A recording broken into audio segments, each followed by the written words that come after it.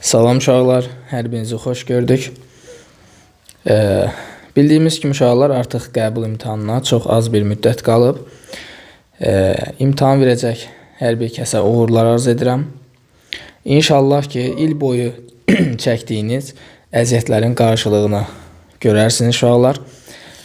Bu gün isə mən sizə 2023-cü il ikinci cəhd qəbul imtahanında istifadə olunmuş fizika fənni üzrə test tapşırıqlarının izahını verəcəm.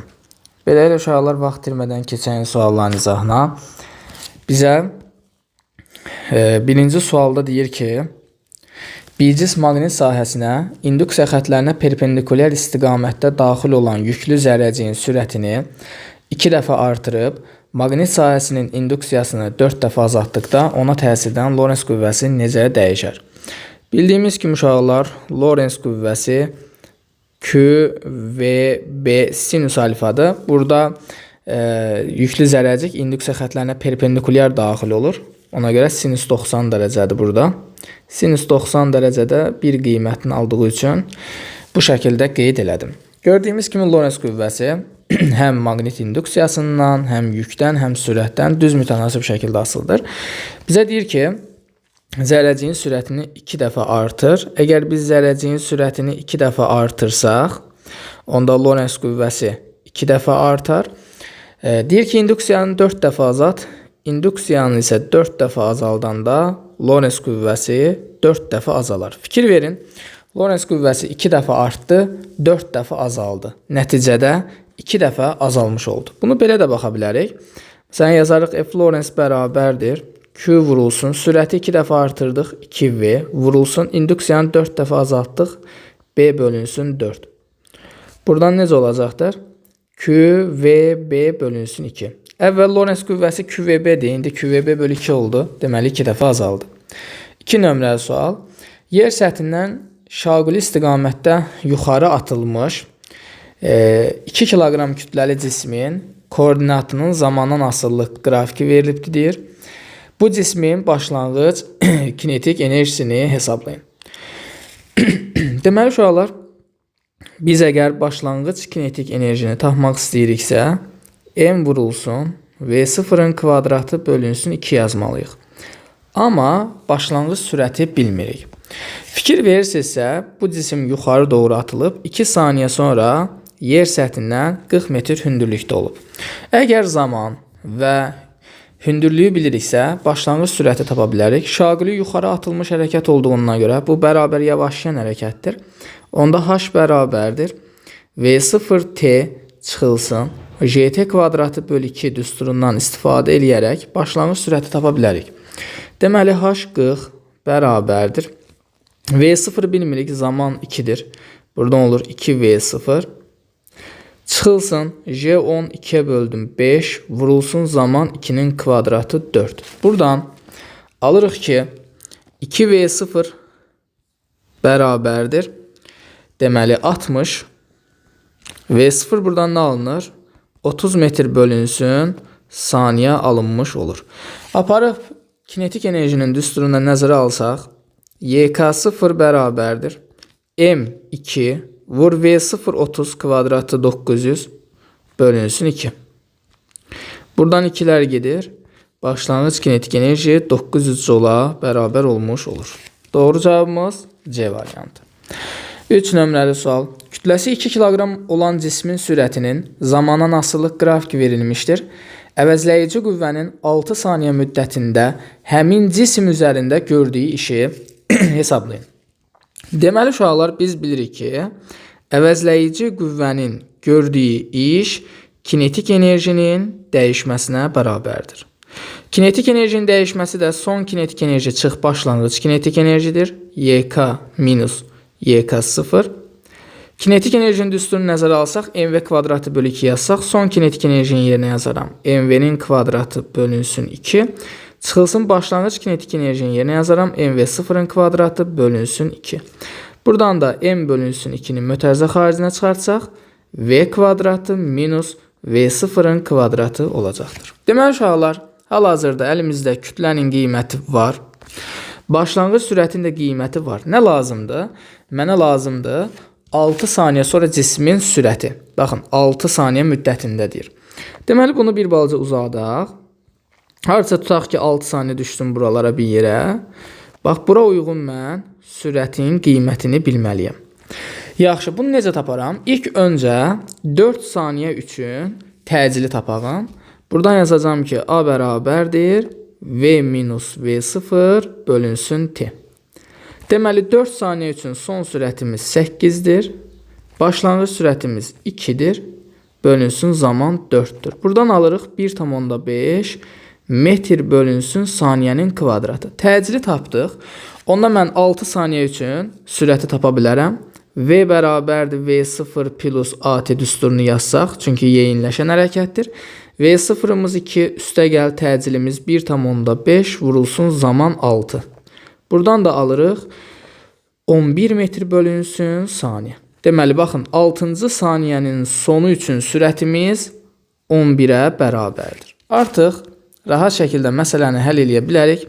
Buradan yazıram ki, A əvəzləyici bərabərdir M2 böl 2 vurulsun. Son sürət 11 kvadratı 121 çıxılsın başlanğıc sürət 2 kvadratı 4. Buradan nə olacaq?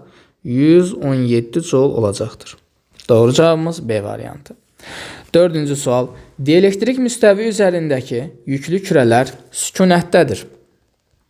Eylerven diaqramında uyğun bəndləri müəyyən edin. Deməli, yüklərdən biri müsbət, biri mənfidir. Əks işarəli yüklər olduğuna görə bunlar bir-birlərini cəzb edirlər. Birinci kürə ikincini sola doğru cəzb edir. İkinci kürədə birincini sağa doğru cəzb edir. Eyni qüvvələrlə. Hər ikisi F qüvvəsindən bir-birini cəzb edir. Aha, deməli, sonra sükunətdədirlərsə, bunlara deməli, bu kürələrə sükunət sürtünmə qüvvəsi təsir edir. Birinci yükə təsir edən qüvvə, Coulomb qüvvəsi sağa tərəfdir. Yaxşı, bu kürə necə ola bilər ki, sükunətdə qalsın? Deməli, bunun əksinə bir sükunət sürtünmə qüvvəsi təsir etməlidir. Qiymətcə bu birinci yükə təsir edən F qüvvəsinə bərabər olmalıdır ki, sükunətdə qalsın. İkinci kürəyə təsir edən qüvvə sola tərəfdir. İkinci kürənin də sükunətdə qalması üçün buna da təsir edən sükunət sürtünmə qüvvəsi həmin qüvvənin əksinə doğru, yəni sağa tərəf yönəlməlidir. Bunları da qeyd elədik. Gəlin indi variantlara baxaq. Deyir ki, sükunət sürtünmə qüvvəsi sağa yönəlir. Hansında? İkincidə. Deməli, 1 bura getdi. Sükunət sürtünmə qüvvəsi sola yönəlir. Birincidə. 2 bura getdi. Coulomb qüvvəsi sola yönəlir. İkincidə. Fikir verin. F sola doğru yönəlib. Sonra Coulomb qüvvəsi sağa doğru yönələn birincidir. 4 bura getdi.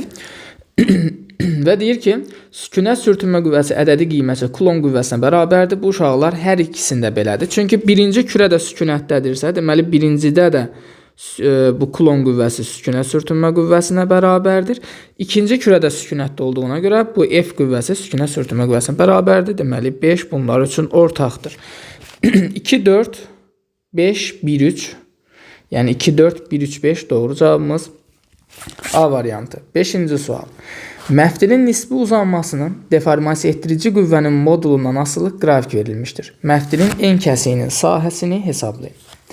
Deməli uşaqlar, bu nisbi uzanmadır. Nisbi uzanmanın qiyməti 5 vur 10 üstü mənfi 4'dür. Gəlin buradan qeyd eləyək bunu. Deməli epsilonumuz 5 vurulsun 10 üzəri mənfi 4'ə bərabərdir. Və qüvvənin qiymətinə baxanda görürük ki, qüvvə 120 newtondur. Deməli F bərabərdir 120 newton. Young modulunda qiyməti verilib, bizə deyir ki, məftilin en kəsiyinin sahəsini hesabla. Uşaqlar, bu hazır düsturumuz var bizim. F bərabərdir S vur Y vurulsun epsilon. Buradan S'i tapmalıyam. Buradan S'i tapanda olur F bölünsün deməli Y epsilon. Qiymətləri yerinə qoyub hesablayalım. Deməli F'imiz 120'dir. Young modulumuz 8 vur 10 üstü 10'dur. Vurulsun epsilonda 5 vurulsun 10 üstü mənfi 4'dür. Deməli buradan alırıq. 120 bölünsün. 8'i 5'e vuranda 40 vur. 10 üstü 10, 10 üstü mənfi 4'e vuranda eləyir 10 üstü 6. Bax, bu sıfırla bu sıfır ixtisar eləyəndə qalır 3 böl 10 üstü 6. O da 3 vurulsun 10 üstü mənfi 6 metrin kvadratı. Bunu da millimetrə çevirəndə olacaqdır 3 millimetrin kvadratı. Doğru cavabımız D variantı. 6 nömrəli sual. Şəkil müstəvisinə perpendikulyar yönəlmiş cəryanlı naqilin maqnit sahəsinin induksiya xətlərindən ikisi təsvir edilmişdir. Hansı nöqtədə maqnit induksiya vektoru modulca ən kiçik olub və yuxarı yönəlmişdir? Deməli, uşaqlar, birinciyə nəyə fikir veririk? Burada cəryanlı naqilimiz nöqtədir. Demişik ki, cəryanlı naqil əgər nöqtə şəkillidirsə, onun ətrafında saat əqrəbinin əksinə fırlanan bir nə yaranır? Maqnit sahəsi yaranır.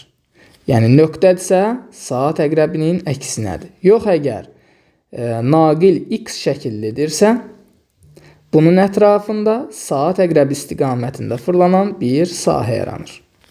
Düzdürmü? Yəni, maqnit induksiya xətləri saat əqrəbi istiqamətində olur, nöqtədə isə saat əqrəbinin əksinə. Bu, əlbəttə ki, sağ əl qaydasına görədir. Sağ əl qaydasını da bura tətbiq eləsək, məsəl üçün, bunun qayda kimi də saxlaya bilərsiniz. Sağ əl qaydası nədir? Deyirik ki, baş barmaq cəryanın istiqamətini göstərir, 4 barmağın dolanma istiqaməti maqnit induksiyasını. Burada cəryanlı naqil nöqtədir, deməli cəryan şəkildən bizə doğru axır. Baş barmaq şəkildən bizə doğru yönələndə 4 barmaq saat əqrəbinin əksinə fırlanır. Onda hər bir tərəfdə biz induksiya xətlərini çəksək, saat əqrəbinin əksinə fırlanırsa, deməli, bir nöqtəsində maqnit induksiyası aşağı doğru yönələcəkdir. 5 nöqtəsində sağa doğru yönələcəkdir. 4 nöqtəsində yuxarı doğru. 3 nöqtəsində yuxarı doğru. Və 2 nöqtəsində sola doğru. Bax, bu oldu bizim maqnit induksiya xətlərimiz. Bunlar bizim B xətlərimizdir. İndi bizə deyir ki, yuxarı yönəlsin. Burada yuxarı yönələn 2 dənədir. Biri 3-dür, biri 4-dür. Bəs ən kiçik olan hansıdır? Uşaqlar, bunu yadda saxlayın ki, maqnit induksiyası I bölünsün R-dən asılıdır. Yəni, cəryan şiddəti ilə düz, məsafə ilə tərsdir. Deməli, burada maqnit induksiyasının kiçik olması üçün məsafə böyük olmalıdır. Yəni, nöqtənin cəryanlı naqildə olan məsafəsi böyük olmalıdır. Burada da baxanda görürük ki, 3-ün məsafəsi budur, 4-ün məsafəsi isə baxın budur. Ona görə 4 daha məsafə böyük olduğuna görə induksiyası kiçik olacaqdır. Yəni, doğru cavabımız Y variantı. Deyir ki, qüvvə momentinin, yəni M-in, qüvvənin qiymətinə olan nisbətinə bərabər olan fiziki əhəmiyyət hansıdır? Mən M-in yerinə F vurulsun D yazsam, bölünsün F, F-lər gedər, nə qalır? D qalır. Yəni, qüvvənin qolu qalır. 8. Radioaktiv X elementinin izotopunun alınmasına uyğun keçid hansıdır? İzotopunun alınması üçün burada onun yük ədədi dəyişməməlidir. Yük ədədi dəyişməyəndə hansıdır? Baxın, 1-dir.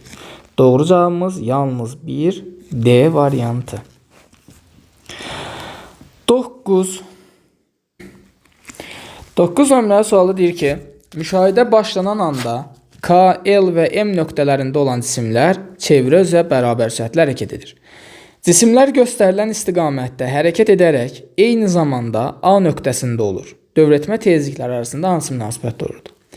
Bu bir balaca çaşdırıcı sualdır. Uşaqlar həmən dəqiqə götürür, yazır ki, burada tezliklər bərabər olar. Diskin baxırlar buna. Uşaqlar burada fikir versə bizə deyir eyni zamanda. Yəni zaman eynidir. Onda mən nə edərəm? Tezliyin düsturu nədir? Kiçik n bərabərdir, böyük n vurulsun t, bölünsün t. Deməli, burada zaman eyni. Onda tezlik dövr sayı ilə necə asılıdır? Düz asılıdır. İndi fikir verin burada. Bunların hər biri A nöqtəsinə gəlirlər. Fikir verirsinizsə, K-ya fikir verin, oxa. K-dan A-ya ümumi çevrənin 4də 1-ini gəlir. Düzdürmü? Sonra M cismi də bura 4də 1-ini gəlir. Amma L cismi isə 2də 1-i gəlir. Bax, bura gəlmək üçün 2-də 1 gəlir. T bərabərdir 2-də 1 T. Yəni K ilə M dövr sayı eynidir.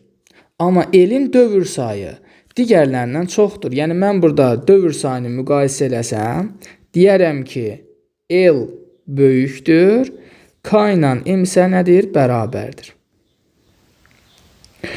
Və tezlik də dövr sayının düz asılı olduğuna görə yazacağıq ki, N L böyükdür, N K ilə N M bərabərdir. L böyük, K ilə M bərabər, doğru cavabımız Y variantı. 10 nömrəli sual. Joule bölünsün, volt vurulsun saniyə ifadəsi hansı fizik əmmiyyətin vahidinə uyğundur? Deməli, 1 joule-un yerinə yaza bilərik. 1 kulon vur volt yaza bilərik. Hardan yazıram onu? W potensial bərabərdir. Küfi düsturumuz var da, düzdürmü? Bura görə 1 joule nəyə bərabərdir? 1 kulon vurulsun potensialın da vahidi volt. Yəni 1 joule 1 kulon vurulsun voltdur. Onu gətirib burada nəzərə alsam, joule-un yerinə yazıram. Kulon vurulsun volt bölünsün volt vurulsun saniyə. Voltlar getdi. Qaldı kulon böl saniyə. Kulonun da yerinə yazıram. Amper vur saniyə bölünsün saniyə. Buradan saniyələr də gedir, nə qalır? Amper qalır. Amper də cəryan şiddətinin vahididir. 11 nömrəli sual. Tezliyi tənzimlənən dəyişən cəryan generatorundan qidalanan dövrənin sxemi verilib. Tezliyin müəyyən qiymətində hər iki lampa eyni parlaqlıqla közərir. Dəyişən cəryan tezliyini azaltdıqda, tezliyi deyir ki, azaltdıqda lampaların parlaqlıqları necə dəyişər? Burada da UM, yəni gərginliyin amplitud qiyməti sabitdir. Uşaqlar, bunu necə yazırıq? Fikir verirsinizsə, birinci lampanın yanına kondensator qoşulub, ikinci lampanın yanına sarğac qoşulub. Kondensator qoşulubsa burada tutum müqavimətidir, sarğac qoşulubsa induktiv müqavimətdir. Onu da yazalım. XC bərabərdir tutum müqaviməti. 1 bölünsün omega C. Buradan da 1 bölünsün 2 pi nu C. Deməli, burada tutum müqaviməti tezliklə tərs mütənasib şəkildə asılıdır. Əgər mən tezliyini azaldıramsa, onda tutum müqaviməti artacaq. Tutum müqaviməti artırsa, onda birinci lampadan keçən cəryan azalacaq. Niyə? Çünki I1 bərabərdir U max bölünsün XC yazıram da. U max sabitdir. Burada XC artdığına görə I1, yəni lampadan keçən cəryan azaldığına görə bu lampanın parlaqlığı azalacaqdır. İkincisi sarğacdır. Sarğac isə induktiv müqavimətdir. XL bərabərdir omega vurulsun L-ə. Omegadan da buradan açsam da 2 pi nu L şəklində olur. Gördüyümüz kimi induktiv müqavimət tezliklə düz mütənasib şəkildə asılıdır. Əgər biz burada tezliyi azaldırıqsa, XL azalır. XL azalırsa, onda cəryan şiddəti artacaq. Çünki I2 bərabərdir U max bölünsün XL-dir. U max dəyişmədi. XL azaldığına görə I2 artacaq. Bu lampadan keçən cəryan artdığına görə ikinci lampanın parlaqlığı da artacaq. Deməli, 1 azalar, 2 artar. Doğru cavabımız C variantı. 12 nömrəli sual. Rəqs konturunda kondensatorun elektrik sahəsinin enerjisinin zamandan asılı qrafik verilmişdir. Hansı hissə sarğacdakı cəryan şiddətinin artmasına uyğundur? Deməli, uşaqlar, bir vardı kondensator, bir də vardı sarğac. Kondensatora aid olan kəmiyyətlər elektrik sahəsinin enerjisi idi, elektrik sahəsinin enerji sıxlığı idi, yük idi, bir də gərginliyi idi. Bir də vardı sarğaca aid olan kəmiyyətlər. Bunlar nə idi? Maqnit sahəsinin enerjisi, maqnit sahəsinin enerji sıxlığı, cəryan şiddəti, bir də maqnit seli. Bunlar vardı.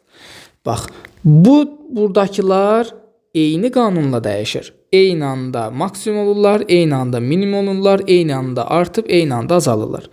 Bu dördü də bir dəyişir. Yenə eyni qaydada. Hansı biri artsa digərləri də artır, biri azalanda digərləri də azalır, biri minimumsa digərlərində minimumdur, biri maksimumdur, digərləri də maksimumdur. İndi fikir verin. Bunlar ama bax bu birinci olsun, bu da ikincilər olsun. Bunlar ama öz aralarında əks olurlar. Yəni biri azalanda digəri artır. Biri minimum olanda o biri maksimum olur. Gəlin indi baxalım. Elektrik sahəsinin enerjisi bu birinci yazdığıma aiddir. Burada isə sarğajdakı cərəyan şiddəti deyir. Bu da ikinci yazdığıma aiddir. Aha, deməli cərəyan şiddətinin artması üçün, bax buradakı cərəyan şiddətinin artması üçün elektrik sahəsinin enerjisi azalmalıdır. Çünki dedim ki, əksdirlər. Onda mənə lazımdır elektrik sahəsinin enerjisinin azaldığı isə. Bax fikir verin, 2-dən 3-ə gələndə burada elektrik sahəsinin enerjisi azalır. 1-dən 2-yə gedəndə artır, 3-dən 4-ə gedəndə artır, 4-dən 5-ə gələndə azalır. Deməli, azalan hissələrdə cərəyan şiddəti artacaq. Ona görə bizə lazımdır 2-dən 3-ə, 4-dən 5-ə. Doğru cavab C variantı. Hooke qanunun doğruluğunu yoxlamaq olar. Hooke qanunun doğruluğunu yoxlamaq sərtliyi tapmaq deməkdir. Bu da F bərabərdir K vurulsun X-dir. Buradan da K-nı tapanda olur. F bölünsün X. Deməli, mən Hooke qanunun doğruluğunu yoxlamaq üçün, yəni sərtliyi tapmaq üçün qüvvəni bilməliyəm, uzanmanı bilməliyəm. Qüvvəni dinamometrlə ölçərəm, uzanmanı xəttkeşlə ölçərəm. Doğru cavabım onda olar 3 və 5 A variantı. 14 nömrəli sual. Sükunət vəziyyətindən bərabər təcilli hərəkətə başlayan və təcillərin nisbəti A2 bölü A1 2-də 1 olan iki cisim eyni zaman müddətində getdiyi yolların nisbətini hesabladı. Bizə deyir ki, sükunət vəziyyətindən. Deməli, başlanğıc sürətimiz nədir? 0-dır. Eyni zaman deyirsə, başlanğıc sürəti 0-dırsa, təcil yol verilibsə, əlbəttə ki, bu ağlımıza gələn düstur nədir? S bərabərdir AT-nin kvadratı bölünsün 2. Buradan təcili tapanda A bərabərdir 2S bölünsün T kvadratı olur. T'nin kvadratı. T eyni zaman deyir. Onda gördüyümüz kimi burada təcil və yaxud elə birbaşa heç burada S-i soruşurdu. Heç elə də getmək olardı. Heç tapmaya ehtiyac yoxdur. AT kvadratı bölü 2-dir. T eynidir. Onda burada yol təcillə düz mütənasib şəkildə asılır. Yəni S1-in S2-yə nisbəti A1-in A2-yə nisbətidir. Yaxşı, bu yuxarıdan A1-i tapanda nə olur? A1-i tapanda burada olur 2 dənə A2. Gətirib yerinə yazaq. A1-in yerinə yazıram 2 dənə A2 bölünsün A2. Bunlar ixtisar gedir. Nisbət bizə 2-ni vermiş olur. Doğru cavabımız C variantı. 15 nömrəli sual. Nöqtəvi müsbət Q yükünün A nöqtəsində yaratdığı elektrik sahəsinin intensivli modulu Y-dir. B nöqtəsində elektrik sahəsinin intensivli modulu nəyə bərabərdir? Bölgülər arasındakı məsafə də eynidir. Deməli, uşaqlar, biz bilirik ki, nöqtəvi yükün yaratdığı elektrik sahəsinin intensivliyi K vurulsun, modulda Q0 bölünsün, R kvadratı düsturu ilə təyin olunur. Gəlin bu düsturu A nöqtəsinə tətbiq edək. A nöqtəsi üçün bunu yazsam, YA bərabərdir K vurulsun, yük Q'dür, bölünsün. Bu A nöqtəsindən yükə qədər olan məsafə nə qədərdir? Bunu tapaq. Baxın, bu məsafəni tapmaq lazımdır. Hər bir məsafəyə x desəm, onda A-dan yükə qədər məsafə 4x-dir, kvadrat olacaqdır, 16x-in kvadratı. Və şərtə görə bizə deyir ki, bu y-dir. Şərtdə deyir ki, bu y-dir. Bunu qeyd elədik. İndi B üçün hesabla deyir. Mən bunu B üçün yazsam, YB bərabərdir K vurulsun, Q bölünsün. B nöqtəsindən yükə qədər məsafə 2x-dir, kvadratı olacaqdır 4x-in kvadratı.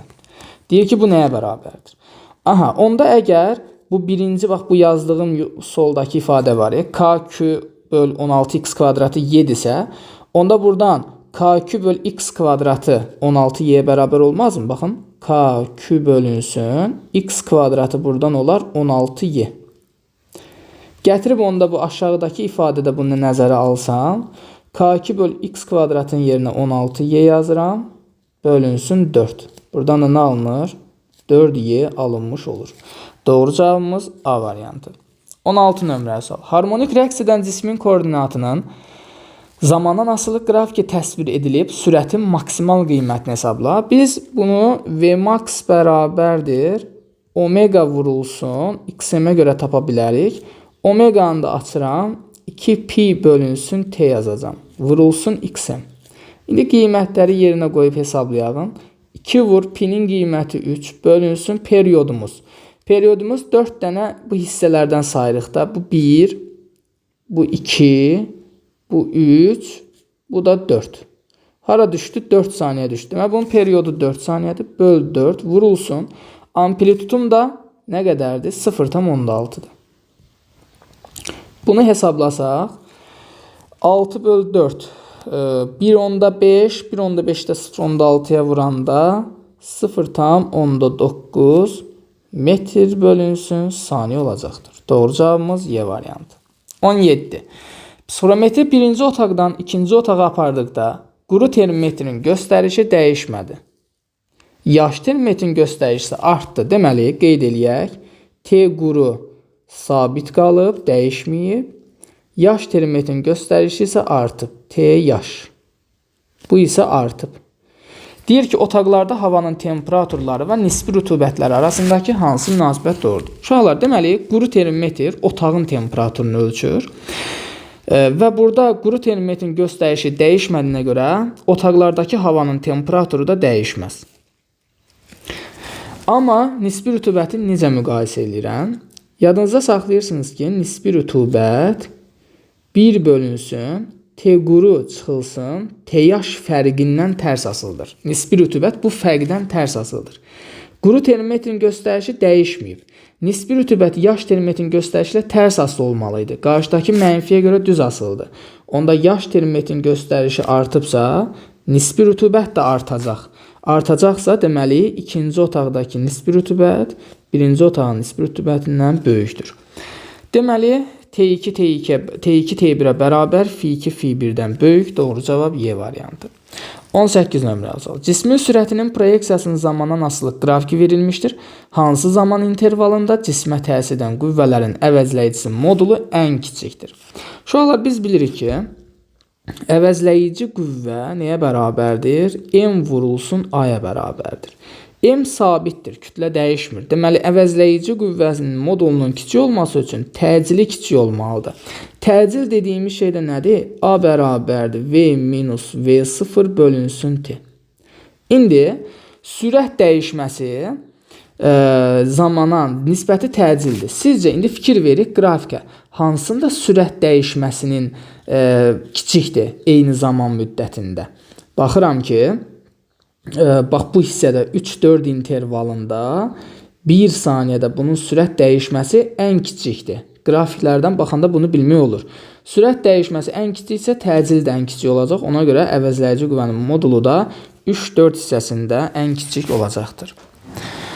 19. M bölünsün KT ifadəsi ilə hansı fiziki əhəmiyyət təyin olunur? Deməli, uşaqlar, M elektrod üzərində ayrılan maddənin kütləsidir. Gəlin bunu buradan yazaq. M bölünsün, deməli, K vurulsun T.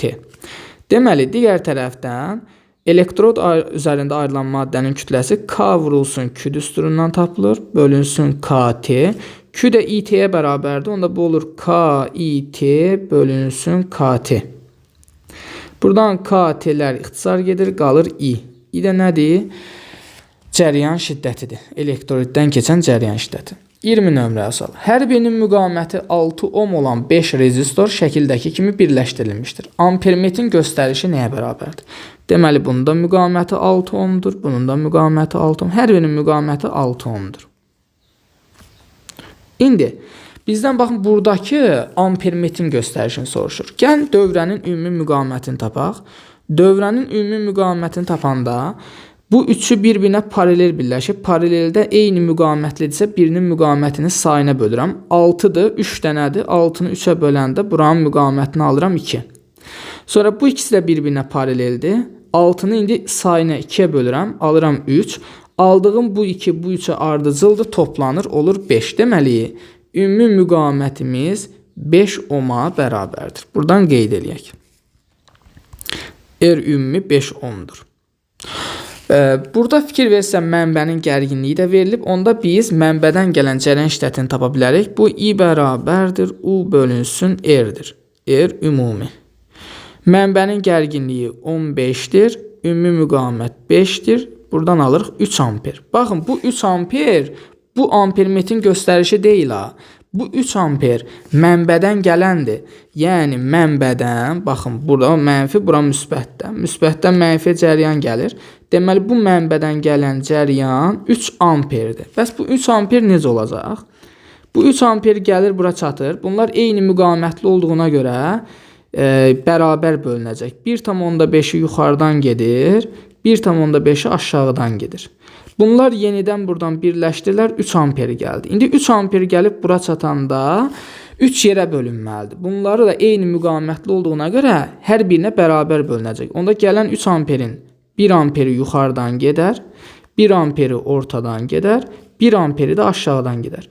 Deməli, yuxarıdan 1 amper cəryan gəlir, onda ampermetrin üzərindən də 1 amper cəryan keçmiş olur. Doğru cavabımız B variantı.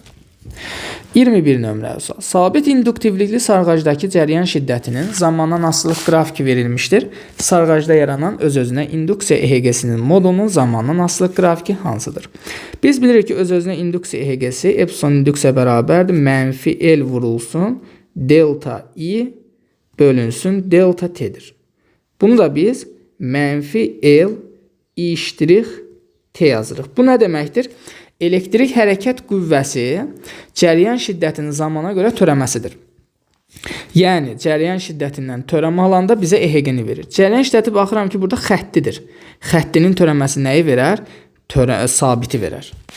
Burada olacaq Y variantı. 22 nömrəli sual. Cismi qızdırmaq üçün lazım olan istilik miqdarının onun temperaturun dəyişməsinə asılılıq qrafiki hansıdır? Cismi qızdırmaq üçün lazım olan istilik miqdarı Q bərabərdir. Cm delta T düsturu təyin olunur. Buradan gördüyümüz kimi istilik miqdarı temperatur dəyişməsi ilə düz mütənasib şəkildə asılıdır. 23. Cismin vakuumdakı çəkisi, yəni cismin vakuumdakı çəkisi P0'dır. Deyir bu, onun sudakı, yəni mayedəki çəkisindən 1,5 dəfə çoxdur. 1,5 P maye. Bunu qeyd elədik. Suyun sıxlığı 1000 olaraq verilib, cismin sıxlığını soruşur.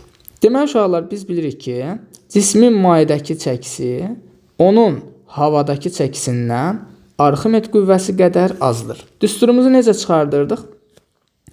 Buradan P0'ın yerinə mg yazırdıq və ya P0 qalsın, P0 çıxılsın. F Arximedin yerinə də belə bir düsturumuz vardı bizim. mg vurulsun və yaxud P0 vurulsun, rho maye bölünsün, rho cisim. Buradan onda P maye bərabər olur. P0'ı mötərizə xaricinə çıxardanda 1 çıxılsın, rho maye bölünsün, rho cisim. İndi yazdığımız bu şərti buradan nəzərə alsaq, P0'ın yerinə 1,5 P maye yazanda olur. Onda P maye bərabərdir. 1,5 P maye vurulsun, 1 çıxılsın, rho maye bölünsün, rho cisim. Buradan bax bunlar gedir. 1 çıxılsın, rho maye bölünsün, rho cisim. 1 çıxılsın, rho maye bölünsün, rho cisim. Buradan bərabər olur. 15'də 10. Bir dəqiqə, 15'də 10. 5'e ixtisar edəndə 3'də 2. Alırıq 3'də 2. Onda buradan rho maye bölünsün, rho maye bölünsün, rho cisim bərabər olacaq. 1 çıx 3'də 2. Yəni 3'də 1. Onda buradan cismin sıxlığı bərabər olacaqdır. 3 dənə rho maye. Mayenin sıxlığı 1000'dir. Onda 3 vurulsun 1000'dən. Cavabımız olur 3000 kilogram bölünsün kubmetr. 24 nömrəli sual. Müqavimətində ayrılan güc 60 watt olarsa sarğacın maqnit sahəsinin enerjisini hesabla. Biz bilirik ki, maqnit sahəsinin enerji düsturlarından biri L vurulsun, I kvadratı bölünsün 2'dir. İndi burada L var, bizə I lazımdır. Nə verib bizə? Gücü verib. Burada da rezistorun müqavimətini verib. Gücün belə bir düsturu var. P bərabərdir. I kvadratı R. Buradan onda I kvadratını tapanda nə olacaq? I kvadratını tapanda olacaqdır. P bölünsün R. P nədir? P 60. Bölünsün R 10. Deməli, cəryan şiddətinin bax, buradan I kvadratı 6'ya bərabərdir. Elə gətirib buradan da nəzər alıram. L 0,1 vurulsun I kvadratını 6 tapmışam, bölünsün 2. 6 ilə 2 getdi 3. 3'ü də 0,1'ə vuranda cavabımız olur 0,3 joule. 25 nömrəli sual. İşıq sındırma əmsalı 1,6 olan şüşədən, deməli M1 bərabərdir 1,6 keçir vakuuma. vakuum üçün də sındırma əmsalı 1-ə bərabərdir. Deyir ki, dalğa uzunluğu, tezlik, sürət necə dəyişər? Dalğa uzunluğu lambda bərabərdir. Lambda 0 bölünsün n-dir. Yəni dalğa uzunluğu sındırma əmsalından tərs asılıdır. Bu sındırma əmsalı 1.6 olan mühitdən vakuuma, yəni sındırma əmsalı 1 olan mühitə keçəndə sındırma əmsalı 1.6 dəfə azalır. Ona görə dalğa uzunluğu 1.6 dəfə artmalıdır. Biri 1-dir. Bir mühitdən digər mühitə keçəndə tezlik və period dəyişmir. 3 doğrudur. Sürətə gələndə isə V bərabərdir. S bölünsün n-dir. Burada sürət də sındırma əmsalından tərs asılıdır. Sındırma əmsalı 1.6 dəfə azaldığına görə sürət 1.6 dəfə artacaqdır. Biri də olacaq 6. Növbəti sualla davam edir uşaqlar. 26 nömrəli sualda deyir ki, iki nöqtəvi yük arasındakı məsafəni 3 dəfə azaltdıqda onlar arasındakı qarşılıqlı təsir qüvvəsi 320 mikronewton artır. Qüvvənin əvvəlki qiymətini hesablayın. İlk öncə şərtə verilənləri yazaq. Bizə deyir ki, məsafəni 3 dəfə azaltdıqda, deməli məsafənin ikinci haldakı qiyməti birinci qiymətindən 3 dəfə azdır. Bizə hesablamaq rahat olsun deyə buradan R1-i tapıram. R1-i tapanda olur 3R2. Düzdürmü? Bax, bunu buradan qeyd elədik, kənara qoyduq. Deyir ki, qüvvə bu zaman 320 mikronewton artır. Bu artıq miqdarca artımdır. Deməli, qüvvənin ikinci haldakı qiyməti birinci haldakı qiymətindən 320 mikronewton çoxdur.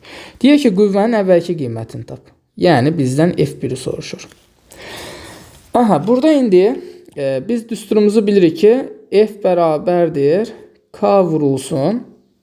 Söhbət burada yüklərdən gedir də. Modulda Q1, modulda Q2 bölünsün R-in kvadratıdır. Yəni, qarşılıqlı təsir qüvvəsi məsafə ilə tərs kvadratik şəkildə asılıdır. Onda asıllıq yazaq. F1-in F2-yə nisbəti bərabərdir. R2-nin kvadratı bölünsün R1-in kvadratı. Buradan verilənləri yerinə yazaq. F1 bölünsün. F2-nin yerinə yazıram. F1 üstə gəlsin 320 bərabərdir. R2-nin kvadratı bölünsün R1 3R2-dir. Kvadratı olacaqdır 9R2-nin kvadratı. Bunlar getdi. Çarpaz şəkildə vursam, alıram ki 9F1 bərabərdir. F1 üstə gəlsin 320. Buradan 8F1 bərabərdir 320-yə. Deməli, F1 alınacaqdır 40 mikronewton. Doğru cavabımız 40. 27 nömrəli sual. Fotoeffekt zamanı saxlayıcı gərginliyin düşən işığın tezliyindən asılıq qrafiki verilmişdir. Göstərilən nöqtələrə uyğun tezlikli fotonlarla ifadələr arasındakı uyğunluğu müəyyən edin. Deməli, uşaqlar, bu qrafikə baxanla tanımalısınız. Bax, bura qırmızı sərhəd tezliyidir, yəni nü minimaldır. Onda belə çıxır ki, belə bir şey yaza bilərik də. Bu K-nın tezliyidir, buna nü K deyirəm. Bu da M-in tezliyidir, buna da nü M deyirəm. Müqayisə eləyəndə görürük ki, deməli, K-nın tezliyi qırmızı sərhəd tezliyindən kiçikdir. M-i müqayisə eləyəndə, məsəl üçün L nöqtəsindəki tezlik elə qırmızı sərhəd tezliyinə bərabərdir. Bu L nöqtəsinin tezlik qırmızı sərhəddə də bunu minimal qeyd eləyək. M nöqtəsindəki tezlik də qırmızı sərhəd tezliyindən nədir? Çoxdur. Biz bilirik ki, çıxış işi A çıxış bərabərdir H nü minimaldır. Fotonun enerjisi isə H nüdür. Onda fotonun enerjisi tezliklə düz asılı olduğuna görə mən burada yaza bilərəm ki, deməli,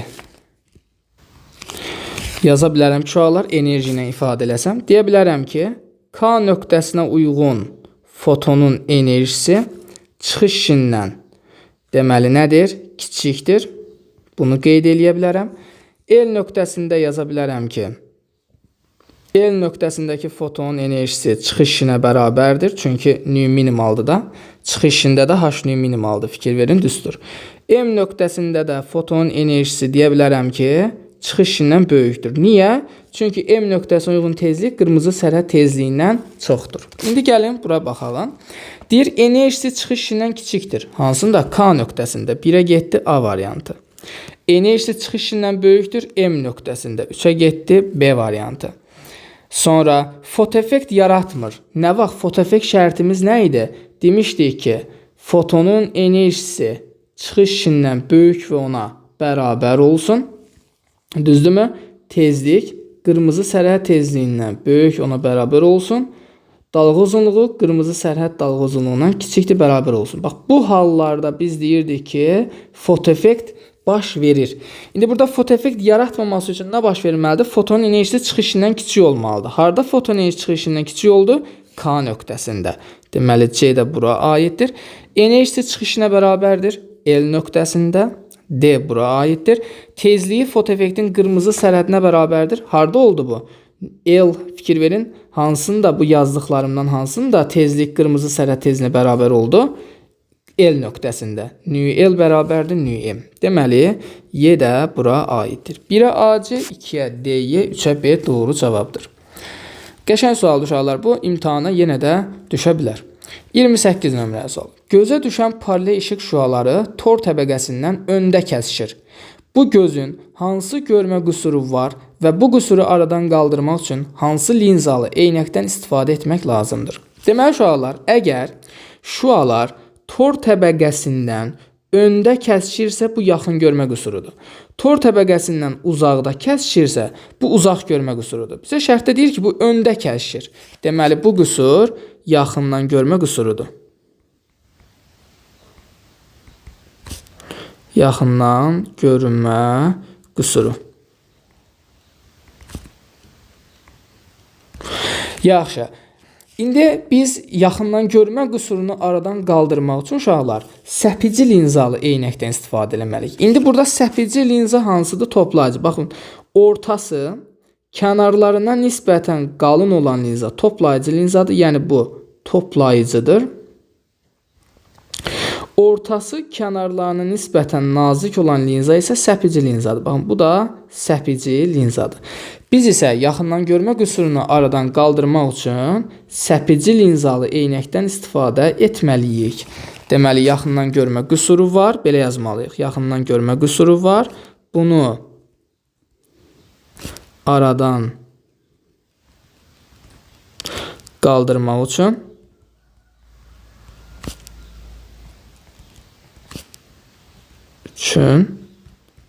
səpici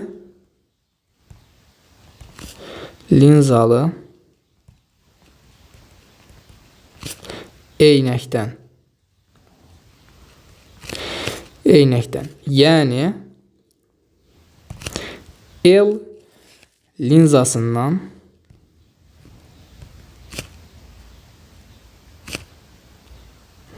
istifadə etməliyik.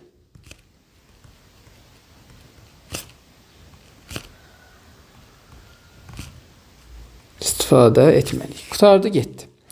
29 nömrəli sual. Uzunluğu 1 metr olan ipə bağlanmış daş şaquli müstəvidə 2 saniyə üstü mənfi bir tezliklə fırladılır. Əgər A nöqtəsində ip qırılarsa, daş hansı maksimal yüksəkliyə qalxar? Deməli uşaqlar, bu şaquli müstəvidə deməli daş hansı maksimal hündürlüyə yüksəkliyə qalxar? Belə yazarıq. H max bərabərdir V0-ın kvadratı bölünsün 2J. Burada tezlikdə verdiyinə görə mən sürətin V0-ın yerinə uşaqlar 2pi r n yaza bilərəm. Onda gətirib yerinə yazsam, olacaqdır buradan 4 pi kvadratı n kvadratı r kvadratı bölünsün 2J. Bu da bərabərdir. Yerinə qoyub hesablayaq. Deməli, 4 vurulsun, pi kvadratı 10 verib, vurulsun, tezliyi 2'dir, kvadratı 4 vurulsun. Baxın, bu ipin uzunluğu 1 metrdir. Elə bu bunun radiusudur da. Onda vurulsun 1, bölünsün, 2 vurulsun, J də 10. Bunlar gedir, 4 vur 4, 16, 2'yə böləndə alırıq buradan 8 metr. Deməli, 8 metr yüksəkliyə qalxır. 30 nömrəli sual. Sabit kütləli ideal qazın halının dəyişməsi PT koordinat sistemində verilmişdir. Bu prosesin VT koordinat sistemində asılılıq qrafikini çəkin. Deməli bizə sabit kütləli ideal qazın deyir. Sabit kütləli ideal qazdır. Təzyiqin temperaturuna asılılıq qrafiki verib bizdən həcmin temperaturuna asılılıq qrafikini soruşur. Soruşursa gəlin biz bunu çəkək.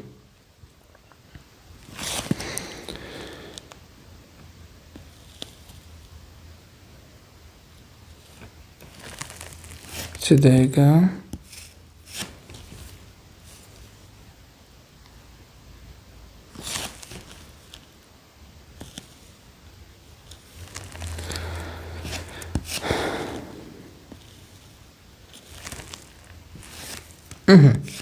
Həcmin temperaturuna asılılıq qrafikini çəkməliyik. Deməli uşaqlar, baxıram birinci 1-2 prosesinə. Görürəm ki 1-2 hissəsində, baxın 1-2 hissəsində təzyiq sabit.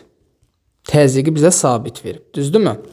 Təzyiq sabit veribsə, PV bölünsün T bərabərdir konstant ifadəsinə görə, Mendeleyev-Klapenin təliminə görə, P sabitdirsə V ilə T düz asılı olmalıdır. Düzdürmü? Deməli, birinci hissədə V ilə T düz mütənasib şəkildə asılıdır. Və 1-dən 2-yə gələndə temperatur artır. Bunu da bu şəkildə göstəririk.